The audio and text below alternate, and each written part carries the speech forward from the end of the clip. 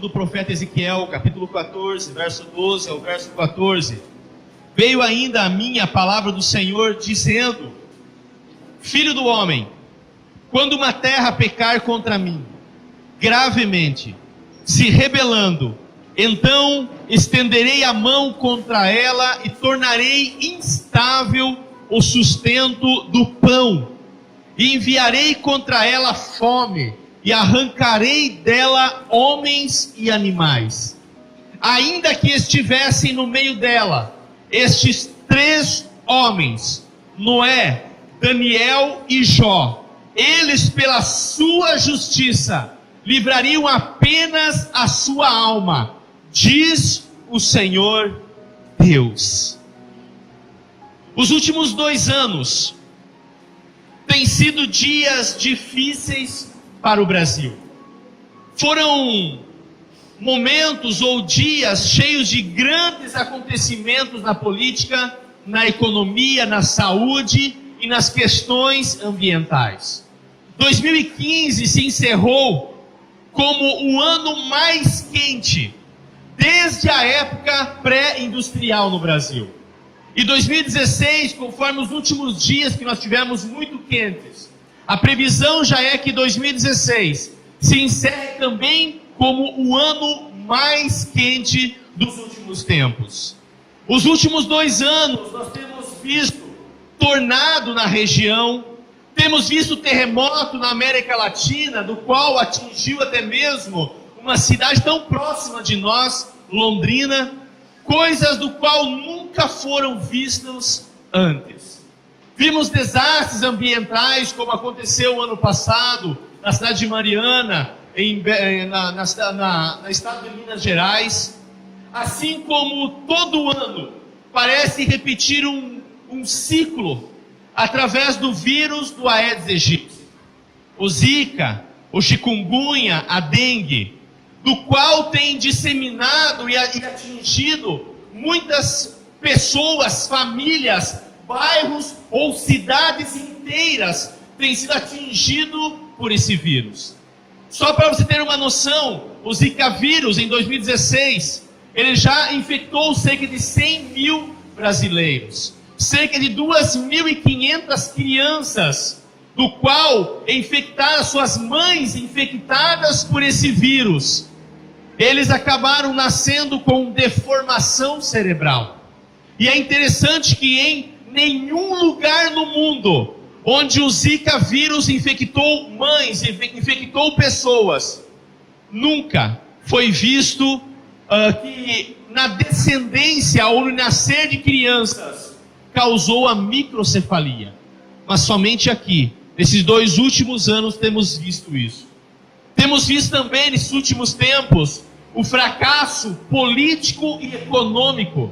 Nada ficou de pé no Brasil em 2015 e 2016. Vimos greve nos mais variados setores públicos. E a cidade das Olimpíadas, o Rio de Janeiro, nesse momento, está vivenciando uma terrível crise financeira. A economia despencou, fazendo o país perder a confiança dos investidores. A inflação, ela disparou. Tudo aumentou de forma inusitada. Você tem sentido isso nos boletos que você tem pagado semanalmente ou mensalmente? Você tem sentido quando você vai ao supermercado, quando você liga a tua luz, os valores têm ido lá em cima, a inflação realmente tem disparado. O desemprego tem passado a ser uma temível ou uma temida realidade. A inflação, ela chegou em junho desse ano a cerca de 11%. O desemprego chegou a 11,3%. O Brasil perdeu 13% somente em 2016 do número de lojas. Cerca de 100 mil lojistas fecharam as suas lojas em 2016. Lojas, até mesmo grandes companhias, lojas de grandes ou multimarcas, tiveram que fechar muitas das suas lojas em 2016. Na política, presenciamos mais uma vez o impeachment. E o escândalo, por um lado, o impeachment. Por outros lados, a corrupção e o escândalo de uma forma desenfreada na área da política. Na Petrobras, se você entrar em alguns sites para ver alguns relatórios a respeito disso, o roubo passa de 21 bilhões de reais. O desvio fiscal, no qual tem sido visto na televisão dia após dia, passa de 214 milhões. O mensalão, 55 milhões. Vimos vereadores até mesmo sendo presos por chefiar o tráfico de drogas. Coisas do qual parece não termos visto em outro tempo, mas de que nesses últimos anos tem se intensificado de uma forma um tanto quanto desenfreada. Ou seja, nós temos enfrentado uma desintegração do caráter. E isso encontra-se nos mais setores, nos mais diferenciados tipos de liderança e em todos os estratos da sociedade. É nos esportes, nos órgãos públicos, na religião. E nós, eu digo nós de uma forma generalizada, nós gostamos de colocar nossas opiniões, nossas críticas, nossos julgamentos sobre tudo isso de que está acontecendo. Essa desintegração do caráter, o roubo do qual você vê nas mais diversas áreas da sociedade. É esportistas que tomam ali alguns produtos ou ejetam alguns produtos do seu corpo para que eles possam ter um melhor desempenho nas suas provas. Hoje, quando uma pessoa, ela quebra algum recorde, você já se questiona se essa pessoa não tomou alguma coisa. Hoje, se alguém fica rico, se alguém passou de uma vida financeira, de um estágio para outro, você já se auto-pergunta aonde aquela pessoa tirou ou aonde ela está roubando. São algumas coisas do qual nós nos questionamos, porque há uma disseminação tão grande na falha do caráter, do qual hoje nós vemos isso sendo disseminado de forma tão grande. E quando você vê algumas coisas mudando de lugar, você pergunta o que está acontecendo. E nós gostamos, claro, de criticar, julgar algumas coisas. Mas a mentira, a desintegração do caráter e da moral estão em todo lugar. É o pai de família que pede para os filhos mentirem. É o patrão que pede para você mentir, porque naquele momento ele não quer atender alguém, não quer estar fazendo alguma coisa, então pede para o seu funcionário mentir. É alunos que colam, é professores que plagiam trabalhos acadêmicos, é formandos que pagam para que alguém faça os seus trabalhos. É a violação do caráter, da moral e da ética. E nós olhamos aqui na Bíblia para esses 3 homens de renome na antiguidade, que eles são selecionados por causa da sua célebre retidão, caráter e justiça. Hoje a falha de caráter se espalha como uma praga, como uma epidemia. Noé, a Bíblia diz em Gênesis capítulo 6, verso 9, que Noé era um homem justo, íntegro entre o povo da sua época. Ele andava com Deus. Na época de Noé, você conhece um pouco das Escrituras, você sabe como estava a moral humana, você sabe como estava a depravação total da humanidade, mas se encontrava ali um homem que fazia a diferença no mundo onde ele estava, do qual no Novo Testamento o apóstolo Pedro chega a dizer e a escrever que Noé, ele era um pregoeiro da justiça, ele era um pregador da justiça. A vida de Noé, você não vê em lugar nenhum da Bíblia Noé pregando, mas a vida de Noé, no meio da sua sociedade, a forma como ele fazia diferença, era um pregador da justiça. A vida dele era uma pregação, a justiça estava na vida dele. E a Bíblia é bem clara quando diz: ele andava com Deus. Assim também Daniel. Em Daniel capítulo 6, verso 4, a Bíblia diz o seguinte: os supervisores e os sátrapas procuraram motivos para acusar Daniel em sua administração governamental, mas nada conseguiram. Não puderam achar nele falta alguma, pois ele era fiel, não era desonesto e nem negligente. Daniel foi lançado na cova dos leões. Mas agora, alguns procuraram na forma como ele adorava a Deus, para que pudesse acusá-lo de algo, para ser lançado na cova dos leões. Foi lançado sim um decreto sobre a nação da Babilônia, e qualquer um que adorasse outro Deus, senão o Deus da Babilônia, seria lançado na cova dos leões. E essas pessoas, supervisores, governantes, sátrapas, líderes, procuraram motivos para acusar Daniel. Daniel, ele fazia parte da administração da Babilônia, e nada puderam encontrar que pudessem acusá-lo. Então foram para a religião, foram para a forma como Daniel adorava a Deus, para que pudesse dizer: ele está adorando outro Deus, e não o nosso Deus da Babilônia. Aí lançaram ele na cova dos leões. Mas a Bíblia é tão clara quando diz: não puderam achar nele falta alguma, pois ele era fiel, não era desonesto e nem negligente. Outro homem que a Bíblia diz, aqui nesse texto de Ezequiel, é Jó. No capítulo 1, verso 1 de Jó, a Bíblia diz que ele era homem íntegro e justo, temia a Deus e evitava fazer o mal. Hoje, como eu disse, quando alguém enriquece, você pergunta: onde ele roubou? Hoje, quando alguém ganha nos esportes, você pergunta: onde ele trapaceou? Hoje, ou melhor, quando é que nós nos livraremos dessas perpétuas suspeitas? Porque existe tanta falha, tanta deficiência em caráter. Você que lembra a credibilidade que o Jornal Nacional tinha, do qual era noticiado alguma coisa, aquilo era levado por certo. Hoje você duvida de uma boa parte das informações ali ditas.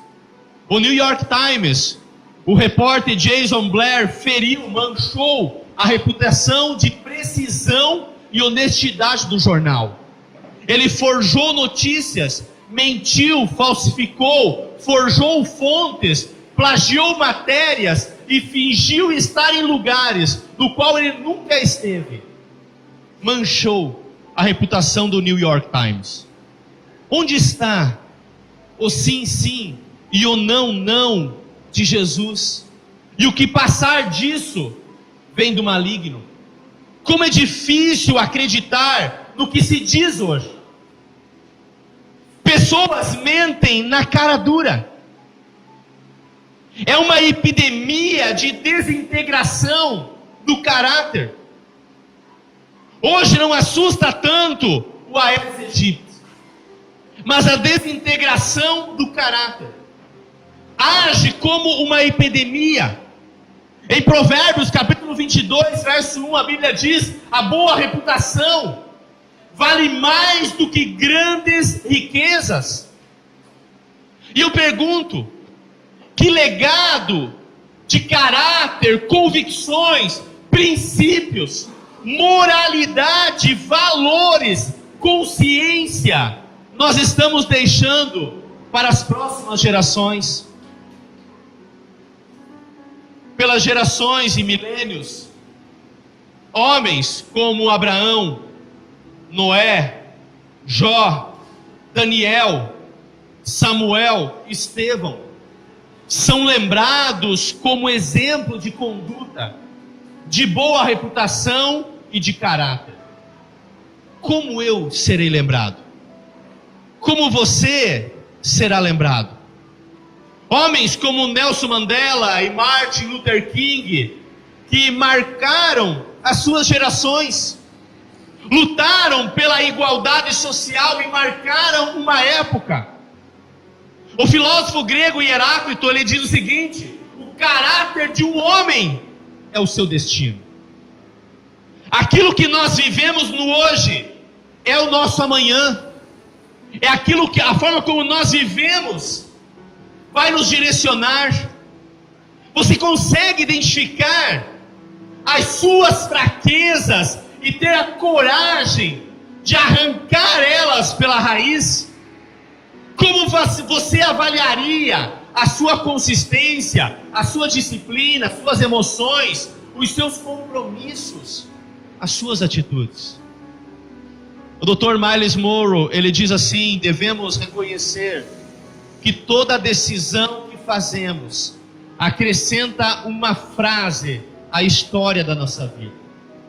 Cada decisão.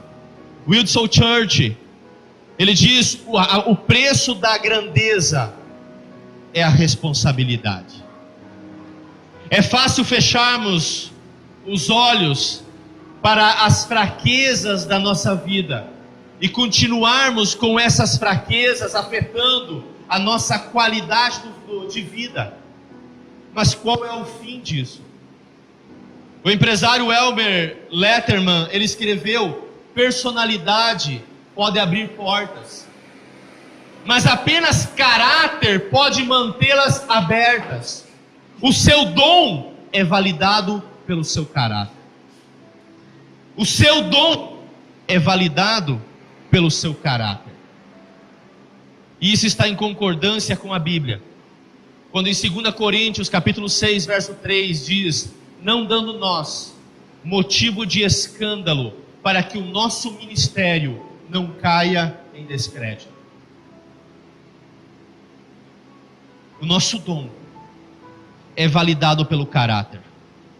De que adianta dons se o caráter não condiz? Do que adianta ministérios se o caráter está em deficiência? Quais são os nossos valores? Abraham Lincoln, ele disse: se quiser testar um homem, dê poder a ele.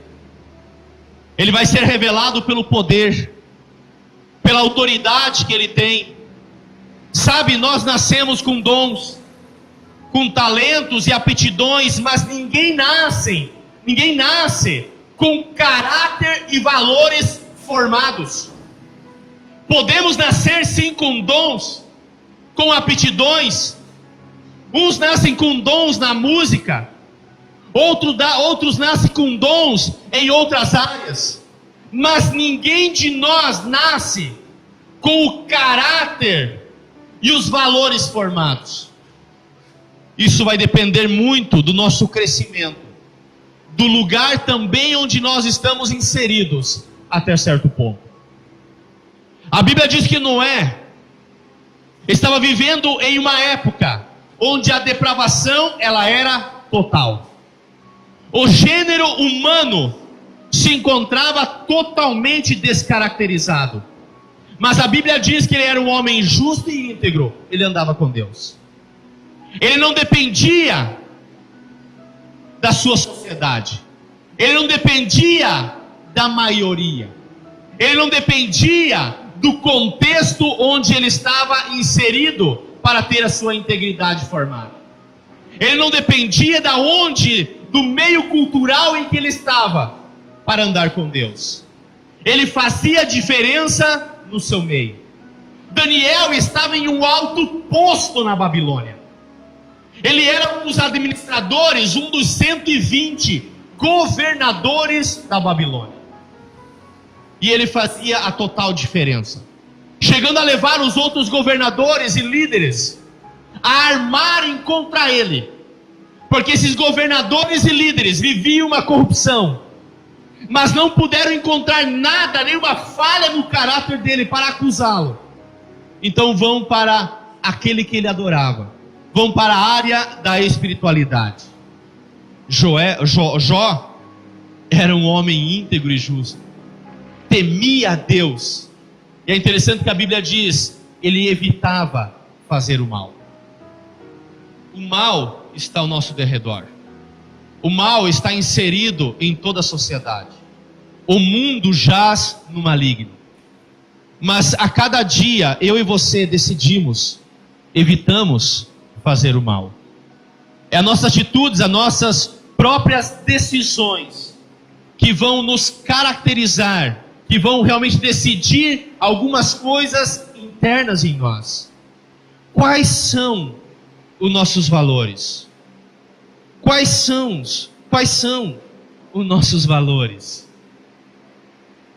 Em Mateus capítulo 6, verso 1, pois onde estiver o vosso tesouro, aí também estará o vosso coração. Aonde estiver o teu tesouro, ali estará o teu coração. As nossas crenças determinam nossas ações. Esses 3 homens são citados aqui em Ezequiel. E olha só o que diz no verso 13 que nós lemos: Filho do homem, quando uma terra pecar contra mim, gravemente se rebelando, então estenderei a mão contra ela e tornarei instável o sustento do pão, e enviarei contra ela fome, e arrancarei dela homens e animais. Nosso Brasil nos últimos tempos tem vivido tempos difíceis.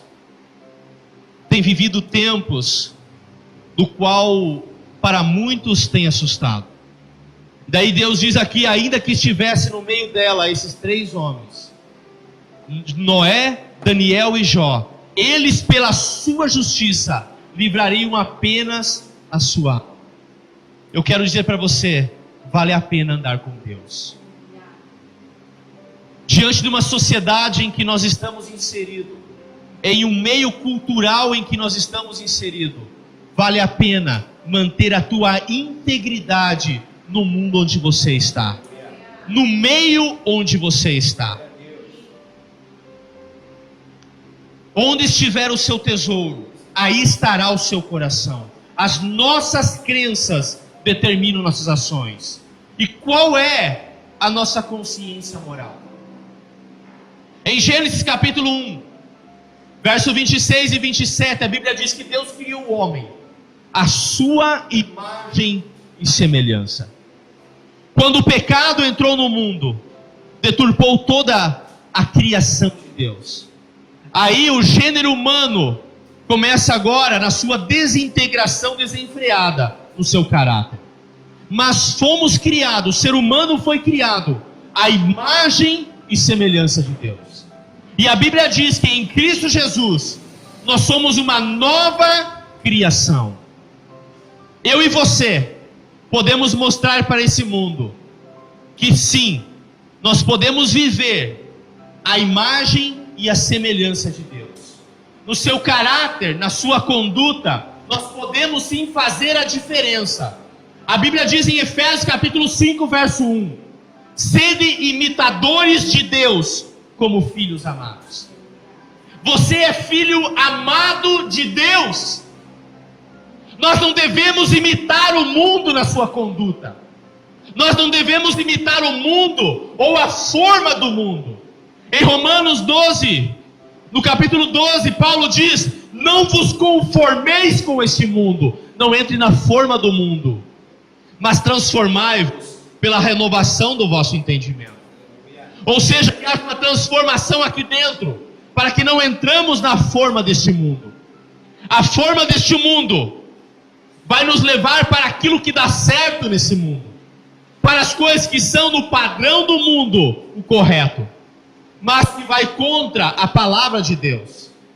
Deus tem chamado a mim e a você para fazermos a diferença neste mundo, a sermos imitadores de Deus, não imitadores do mundo, não imitadores de atores, de atriz, não imitadores do nosso governo, mas imitadores de Deus. Daniel, ele foi um imitador de Deus no mundo onde ele estava inserido. O meio que ele estava não corrompeu a conduta dele. Se Freud diz que o homem é produto do meio, ou a filosofia pode dizer isso, A palavra de Deus diz que você não é produto do meio, você é imitador de Deus. Você é imagem e semelhança de Deus. Em Lucas capítulo 6, no verso 46 e 47, Jesus diz assim: por que vocês me chamam Senhor, Senhor, e não fazem o que eu digo? Eu lhes mostrarei com quem se compara aquele que vem a mim e ouve a minha palavra e as pratica. Com quem Jesus vai comparar? Aí ele diz assim: vou comparar a um homem prudente, que construiu a sua casa sobre a rocha. Esse é aquele que ouve a minha palavra e as pratica. Você será comparado a alguém prudente, sendo um imitador de Deus, ouvindo a palavra de Deus, indo para a palavra de Deus e obedecendo, praticando a palavra de Deus. Caráter em latim significa marca ou qualidade distintiva. E Deus tem colocado uma marca dentro de você. Sabe quem vai moldar o teu caráter? A Bíblia diz que o Espírito de Deus habita em nós. Ele nos convence do pecado, da justiça e do juízo. O nosso caráter será formado pela obra do Espírito. Você não depende de mim, você não depende da tua esposa ou do teu esposo para que o teu caráter seja formado. Você não depende do teu patrão para o teu caráter ser formado. Você não depende do meio onde você está inserido, da tua família, dos teus parentes, do teu patrão, dos teus colegas de trabalho, para que isso venha formar o teu caráter. Isso depende somente de você, dar abertura para que o Espírito de Deus trabalhe, mude de dentro para fora a tua vida. De que adianta colocar um terno em uma pessoa, sendo que ela interiormente não mudou? A mudança, ela é de dentro para fora, não de fora para dentro.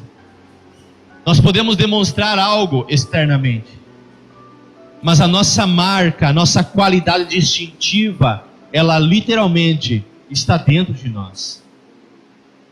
Eu sei as minhas falhas. E eu pergunto para você, você sabe as suas?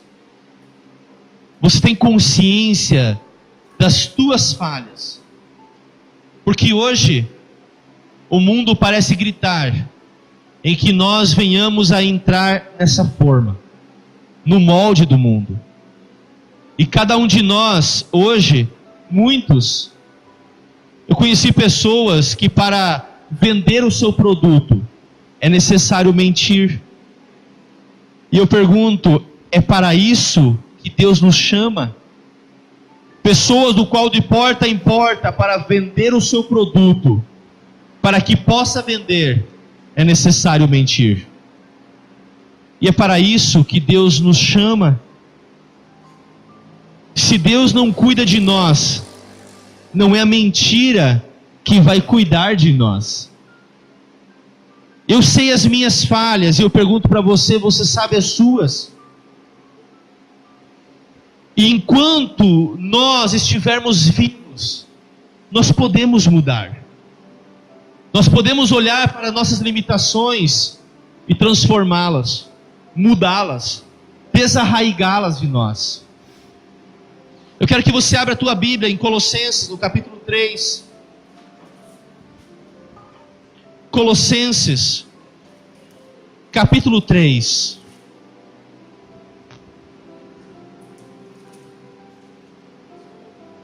Onde a Bíblia diz assim, no versículo 15 em diante: mortificai, pois, os vossos membros que estão sobre a terra. Ou seja, os membros, aquilo que ainda pode estar em nós, que anda conforme o molde desse mundo. A prostituição, a impureza, o apetite desordenado, a vil concupiscência e a avareza, que é a idolatria, pelas quais vem a ira de Deus sobre os filhos da desobediência. Aqui não eram pessoas, Paulo não escrevia Colossenses para pessoas que não conheciam a Deus. mas ele escrevia para aqueles que estavam dentro da igreja. E ele diz: olha, algumas coisas que vocês estão ainda vivendo, mas esse viver de vocês ainda condiz com as coisas do mundo, e é necessário mortificar. A palavra mortificar aqui é a palavra necrosate, é de realmente matar isso, necrosar, eliminar isso da nossa vida, deixar morrer isso, eliminar isso de nós, nas quais também em outro tempo vocês andavam, quando viviam nelas. Mas agora despojai-vos também de tudo, da ira, da cólera, da malícia, da maledicência, das palavras torpes da vossa boca. Não mintais uns aos outros, pois que já vos despistes do velho homem com os seus feitos, e vos vestiste do novo que se renova para o conhecimento segundo a imagem daquele que o criou. Verso 12: revesti-vos, pois, como eleitos de Deus, santos e amados, de entranhas de misericórdia, de benignidade, humildade, mansidão, longanimidade, dando suporte uns aos outros, perdoando-vos uns aos outros, e se alguém tiver queixa contra o outro, assim como Cristo vos perdoou, assim fazei vós também. E sobre tudo isso, revesti-vos do amor, que é o vínculo da perfeição. E a paz de Deus, para a qual também fosse chamados em um corpo, domine, governe em vossos corações, e sede agradecidos. E a palavra de Cristo habite em vós abundantemente, em toda sabedoria, ensinando-vos e admoestando-vos uns aos outros, com salmos, hinos e cânticos espirituais, cantando ao Senhor com graça em vosso coração. E quanto fizerdes por palavra, ou por obras, fazei tudo em nome do Senhor Jesus, dando por ele graças a Deus Pai. Aleluia. Você quer ter uma vida transformada pelo Espírito? Tudo o que você for fazer, ou por palavras ou por obras, coloque ali o Senhor Jesus Cristo. A Bíblia diz: fazei tudo em nome do Senhor Jesus. Quando você for fazer algo, se você conseguir colocar o nome de Jesus ali, então faça. Quando você for falar algo, se você conseguir colocar o nome de Jesus ali, então faça. Não que em tudo que você for falar, já fala assim, em nome de Jesus. Não que tudo se for praticar, você vai falar assim depois de praticar, em nome de Jesus. Não é isso. Mas aqui dentro, tudo que você for falar durante o teu dia, tudo que você for praticar no teu dia a dia, se você conseguir colocar o Senhor Jesus ali, então faça, então fale. Mas se não entrar Jesus ali, eu digo para você, não faça. Se não conseguir passar o filtro, que é Jesus, nessas palavras e atitudes, é melhor não fazer. É melhor não dizer nada. Abra agora a tua Bíblia, voltando um pouco em Efésios, no capítulo 5. Ou melhor, no capítulo 4, verso 26. Irai-vos e não pequeis. Não se ponha o sol sobre a vossa ira. Não deis lugar ao diabo. Aquele que furtava, não furte mais. Antes trabalhe fazendo com as mãos o que é bom, para que tenha o que repartir com o que tiver necessidade.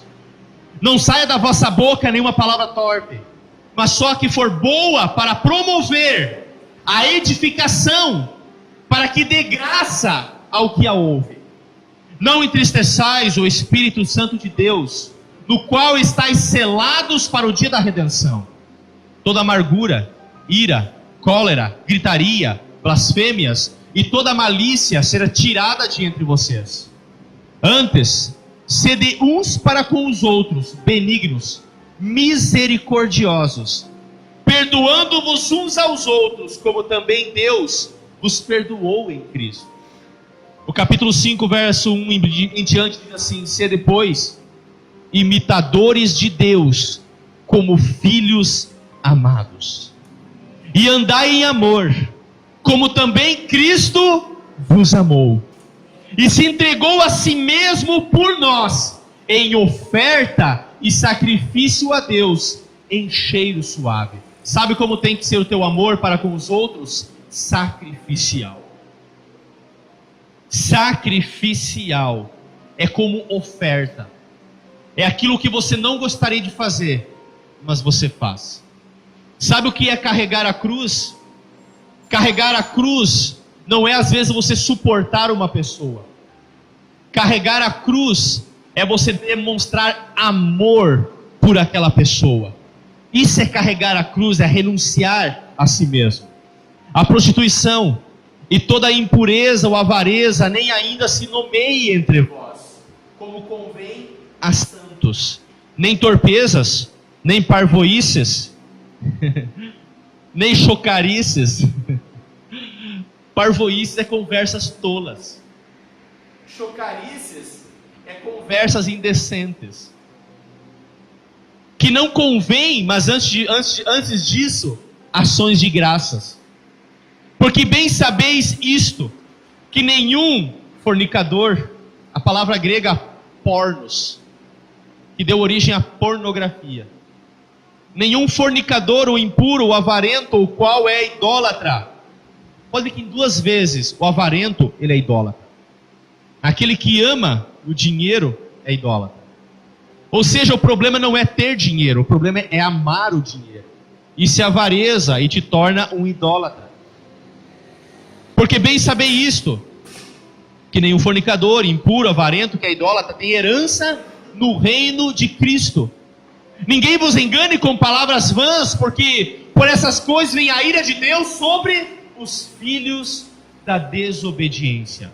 Portanto, não sejais seus companheiros, porque no outro tempo vocês eram trevas, mas agora vocês são luz no Senhor. Andai como filhos da luz, porque o fruto da luz está em toda bondade, justiça e verdade, aprovando o que é agradável ao Senhor. E não comuniqueis com as obras infrutuosas das trevas, mas antes condenai-as. Verso 15.